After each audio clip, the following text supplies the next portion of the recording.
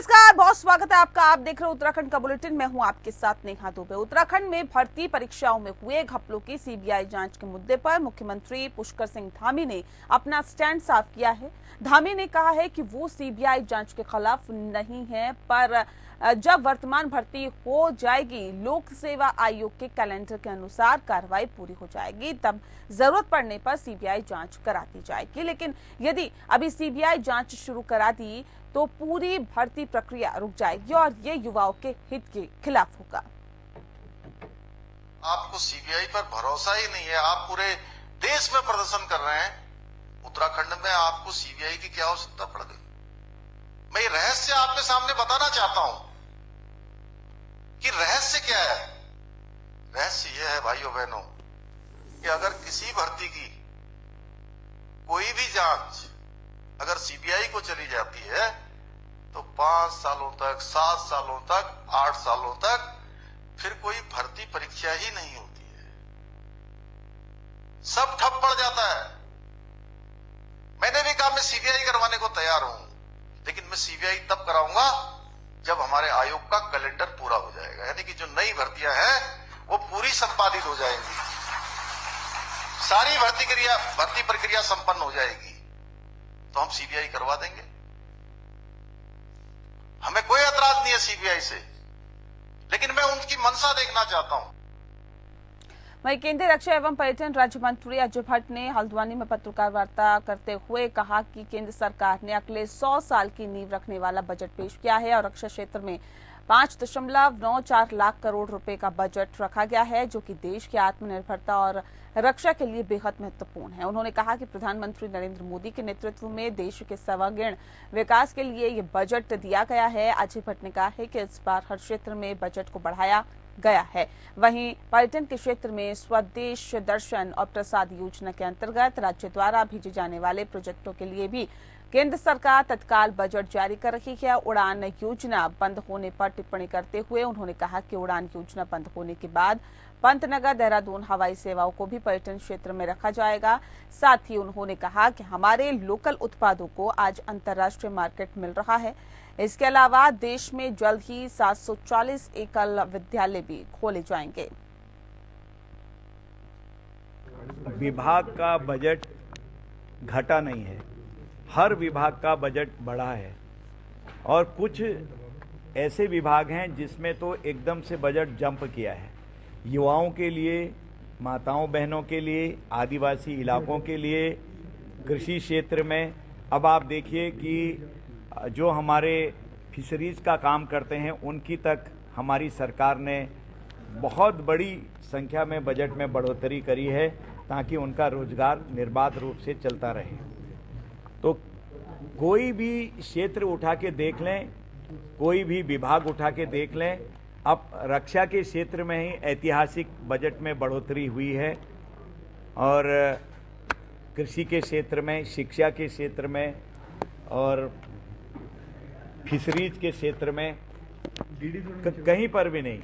Home जो है हमारा मंत्रालय, उसमें भी हर जगह। और एक बड़ी बात यह है कि वाइब्रेंट विलेज, सबसे बड़ी बात यह है, उसके लिए पृथक से बजट का प्रोविजन किया गया है और बहुत बड़ी संख्या में बजट रखा गया है। अब सरकार ने साफ साफ कहा है कि हमारे बॉर्डर इलाके के जो गांव हैं वहां का पलायन रुके। वहीं चारधाम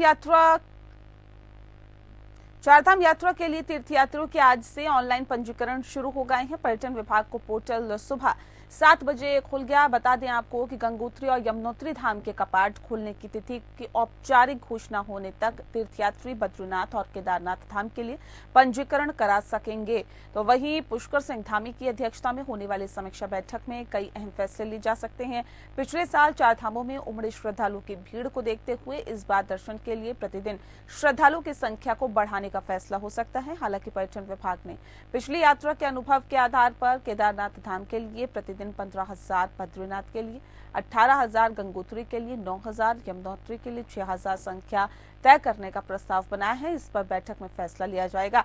इसके अलावा चारधाम यात्रा मार्गों पर स्वास्थ्य सुविधा, केदारनाथ धाम में यात्रियों के ठहरने, बद्रीनाथ और केदारनाथ धाम में वीआईपी दर्शन के लिए शुल्क तय करने, बसों का प्रबंध, घोड़ा खच्चरों और स्वास्थ्य का परीक्षण करने, पैदल मार्गों पर गर्म पानी की व्यवस्था, शेड, बिजली और पेयजल की आपूर्ति, सड़कों की मरम्मत समेत कई व्यवस्थाओं पर बैठक में फैसला लिया जाएगा।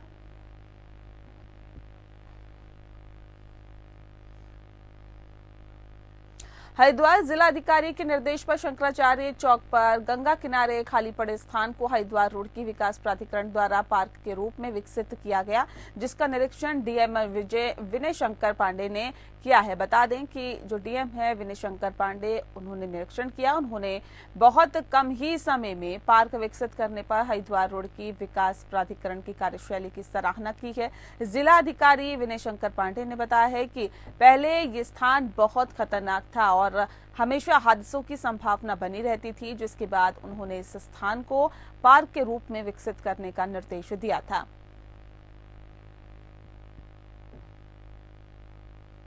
एंट्री पॉइंट है और 3-4 दिन पहले जो मेरे द्वारा निरीक्षण किया गया था, यहाँ की हालत बहुत ख़राब थी और इसको हम लोगों ने लैंडस्केपिंग के माध्यम से इस एरिया को डेवलप करना शुरू कर दिया है। इसका टारगेट हम लोगों ने रखा था कि होली के पहले, लेकिन मुझे खुशी है कि प्राधिकरण ने बहुत अच्छा कार्य किया और अभी केवल 4 दिन हुए हैं और अब इनका ये कहना है कि 24 तारीख तक ये काम कंप्लीट हो जाएगा। तो निसंदेह ये बड़ा ही एक सुखद अनुभव रहा और कम से कम जो लोग दूर दराज से हरिद्वार में आते हैं, एंट्री पॉइंट पर आते हैं, तो उन्हें भी एक अच्छा एहसास होगा देखकर कि हरिद्वार में का एंट्री पॉइंट इतना खूबसूरत बन गया है। Mussoorie traders and welfare association के तत्वाधान में मसूरी में होटल एवं रेस्टोरेंट व बेकरी आदि खाने के सामान से जुड़े व्यवसायियों को FSSAI की ओर से फास्टैग का बेसिक ट्रेनिंग दी जा रही है। आपको बता दें कि इसमें उन्हें भोजन से संबंधित कानून सहित इससे संबंधित जानकारियां दी गई है ताकि व्यवसाय से जुड़े लोग इसका लाभ उठा सके। Mussoorie traders and welfare association के अध्यक्ष रजत अग्रवाल ने बताया है कि FSSAI खाद्य पदार्थ की मानकों और अधिनियम का संस्थान है और जिसके माध्यम से खाना परोसने आदि का कार्य देखा जाता है। इसमें फास्टैग प्रशिक्षण दिया जा रहा है, जिसमें 12 लाख से कम आय वाले होटल, रेस्टोरेंट, पटरी, ठेली लगाने वाले, चाय व मिठाई की दुकान आदि आते हैं। किन्नर समाज ने दिवंगत हाजी दिलशाद बुआ की याद में काशीपुर में जसपुर रोड स्थित एक रिजॉर्ट में प्रमुख हाजी परवीन बुआ के नेतृत्व में सम्मेलन का आयोजन किया गया। बता दें आपको, सम्मेलन के तहत कलश यात्रा बड़ी ही धूमधाम के साथ गाजे बाजे के साथ निकाली गई, जो कि जसपुर रोड स्थित एक रिजॉर्ट से शुरू होकर नया ढेला पुल, शमशान घाट रोड से होकर मां मनसा देवी मंदिर में घंटा चढ़ाकर व गुरु ननकाना साहिब से होते हुए वापस झंडू शाह बाबा की मजार में चादर पोशी करते हुए रिजॉर्ट में जाकर खत्म हुई। आज जो इस सम्मेलन का समापन होगा। घंटू बाबा में चादर चढ़ेगी, गुरुद्वारा में पैसे मेरे पास रहना, समझ गए। सब मेरे जीवन दाता जो हैं सबके लिए दुआएं हुई। बच्चे वालों के बच्चे जीते रहे, जिनका हम खाते हैं उनके लिए दुआएं भी करते हैं। हमारा जीवन अन्नदाता जीता रहे, आप लोग सब बने रहो और कोई दुख कष्ट ना आए, सबका भला हो, सबका भला हो। हिंदू मुस्लिम ईसाई सब भाई भाई एक ना बनी रहे, दूसरे से भाई भाई। ऊपर वाला माता रानी सबको खुश रखे और ऐसे खुशी आती रहे और देश में ऐसी खुशी आती रहे। और मोदी जी, योगी जी और जो यहाँ के मंत्री जी हैं, सबके लिए प्रार्थना कर रहे हैं, दुआ कर रहे हैं। इन हाजी की चेला सपना बोल रही हूँ, मेरे दाद गुरु की, दिलशाद गुरु जी की, मेरे सागर दादी की, मेरी दुर्गमाई की, तीनों की रोटी हो गई है आज पूरी और आज हम ये बहुएं हमारी बनकर तैयार हो गई हैं। आज हम सारे आज सब मिलके सबने दुआ यही करेंगे कि बच्चों वाले के बच्चे जीवें और मेरे शहर काशीपुर में सुख और शांति बनी रहे। हमारे सारे किन्नरों की दुआएं हमारे शहर वासियों को और देश को लगें। और हमारे योगी जी और मोदी जी को भी हमारी दुआएं लगें और हमारे धामी जी को भी हमारी दुआएं लगें। मालिक सबको अच्छा रखे। और आज हम कलश यात्रा लेके जा रहे हैं। मनसा देवी के मंदिर में हम घंटा चढ़ाएंगे और गुरुद्वारे में 25,000 रुपए गुरुद्वारे में 25,000 रुपए की भेंट देंगे। में स्वामी रामानुज द्वारा की जा रही 9 दिवसीय रामकथा का समापन कार्यक्रम आयोजित किया गया। कार्यक्रम में हंस फाउंडेशन के प्रमुख मंगला माता ऋषिकेश परमार्थ आश्रम के प्रमुख स्वामी चिदानंद सरस्वती महामंडलेश्वर ललितानंद गिरी स्वामी विश्वेश्वरानंद स्वामी दया आदिपानंद सहित कई गणमान्य लोग शामिल हुए। 9 दिवसीय चली रामकथा में देश के कोने कोने से आए श्रद्धालुओं को भगवान राम के चरित्र के बारे में विस्तार से स्वामी राम अनुज द्वारा समझाया गया। हंस फाउंडेशन की संस्थापक मंगला माता का कहना है कि कथा आत्म शांति देती है। राम कथा में पहुंचे भक्त काफी मंत्रमुग्ध नजर आए तथा साथ ही साथ कथा के माध्यम से लोगों के विचार भी बदलते हैं और अपने जीवन के माध्यम से समझते हैं। ऐसे कार्यक्रम आयोजित होते रहेंगे तो समाज में एक जागृति आएगी। ऋषिकेश परमार्थ आश्रम के प्रमुख स्वामी चिदानंद सरस्वती का कहना है कि आज के वक्त में लोगों में संस्कार कम देखने को मिलते हैं। संस्कारों को जीवन में लाने के लिए कथाएं सबसे बड़ा माध्यम है। का सिलसिला थमता नजर आ रहा है। संस्कारों को जीवन में लाने के लिए कथाएं सबसे बड़ा माध्यम है। इसलिए मैं बार बार कहता हूँ, बच्चों को कार दो कि ना दो, लेकिन संस्कार जरूर दो। इसलिए संस्कार है तो परिवार है, संस्कार है तो प्यार है, संस्कार नहीं होंगे तो सब कुछ होगा, जीवन ऐसा बन जाएगा। बैंक तो होंगे लेकिन उसमें पैसा ना हो तो बैंक किस काम का, नदी हो उसमें पानी ना हो तो नदी किस काम की। संस्कार चाहिए, विचार चाहिए, उसके लिए कथा चाहिए। ये कथा तो बहुत ही एक आत्म शांति देती है और जिस तरह यहाँ पर मैं सुन रही थी तो बहुत से लोग प्रसन्न हुए और हम लोग भी अपने प्रयास से समाज के लिए एक सुकार्य करने का प्रयास कर रहे हैं। ये कथा भी एक इतना अच्छा माध्यम है जिससे लोगों के विचार बदलेंगे और लोग अपने जीवन के उस तथ्य को समझेंगे। तो ऐसे अगर हमारे कार्यक्रम होते रहे तो मुझे पूरा विश्वास है कि समाज में एक बहुत बड़ी जागृति आएगी। पौड़ी जिले में एक सरकारी शिक्षक की क्रूरता इस कदर सामने आई है कि बौखलाए शिक्षक ने 9वीं कक्षा के एक छात्र का हाथ तक तोड़ डाला। मामला जिले के कलजीखाल ब्लॉक के राजकीय इंटर कॉलेज कांडा का बताया जा रहा है, जहां पर भूपेंद्र थपलियाल नाम शिक्षक ने मासूम छात्र का हाथ इसलिए तोड़ डाला कि एक लावारिस कुत्ता स्कूल परिसर में घुस गया। लेकिन वहीं मासूम छात्र को इसका कसूरवार मानकर शिक्षक ने छात्र को इस कदर पीटा कि छात्र के हाथ की हड्डी टूट गई। वहीं आगामी 27 फरवरी से छात्र की परीक्षाएं हैं और परिजन इस बात को लेकर बेहद चिंतित हैं कि अब छात्र परीक्षा में कैसे बैठेगा और कैसे कार्य करेगा, कैसे परीक्षा देगा।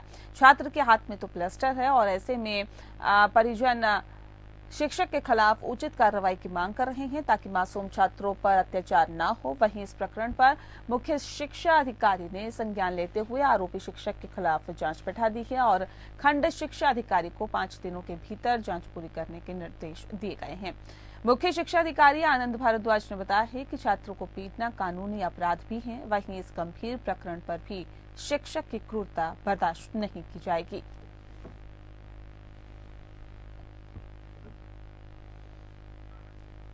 रामनगर के कोटद्वार रोड पर आबादी वाले इलाके में गुलदार आ गया। गुलदार एक सूखे पेड़ पर आकर बैठ गया। बता दें आपको कि जिससे आसपास से गुजरने वाले राहगीरों के गुलदार को देखने के लिए तांता लग गया। देखते ही देखते राह से गुजर रहे राहगीरों की सड़क किनारे पेड़ पर बैठे गुलदार को देखने के लिए भीड़ एकत्रित हो गई। साथ ही जंगल किनारे बने मकानों की छतों में भी गुलदार को देखने के लिए लोग चढ़ गए। जंगल किनारे कोटद्वार रोड पर रह रहे लोगों ने कहा है कि यहाँ बाघ गुलदार का डर हमेशा बना रहता है और पिछले कुछ महीनों से पहले भी यहाँ पर ऐसा ही हुआ था और यहाँ पर आबादी के पास बाघ आ गया था। वहीं सूचना पर कार्बेट टाइगर रिजर्व की टीम ने मौके पर पहुंचकर हवाई फायरिंग कर गुलदार को जंगल की ओर खदेड़ दिया। स्थानीय लोगों के मुताबिक इलाके में अक्सर वन्य जीव आते रहते हैं, जिससे कि लोगों में भय का माहौल बना रहता है।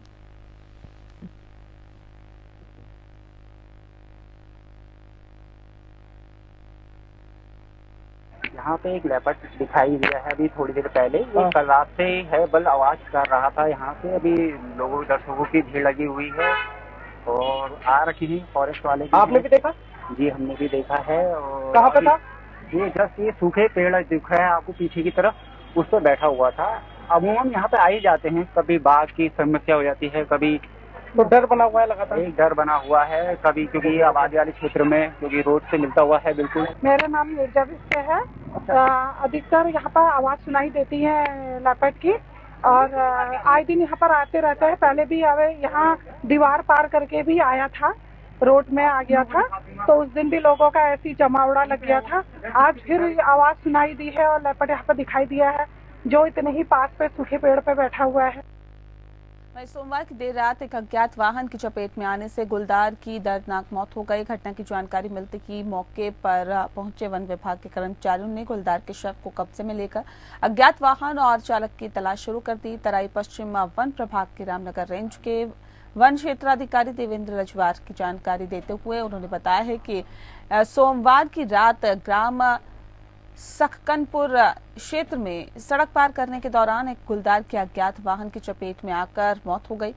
उन्होंने बताया कि गुलदार के शव का पशु चिकित्सकों की देखरेख में पोस्टमार्टम कराने के बाद अधिकारियों की मौजूदगी में शव को नष्ट करने की कार्रवाई की गई है। साथ ही उन्होंने बताया है कि इस संबंध में अज्ञात चालक की तलाश शुरू करने के साथ ही उसके खिलाफ संबंधित धाराओं के तहत मुकदमा दर्ज करने के लिए भी कार्रवाई की जा रही है।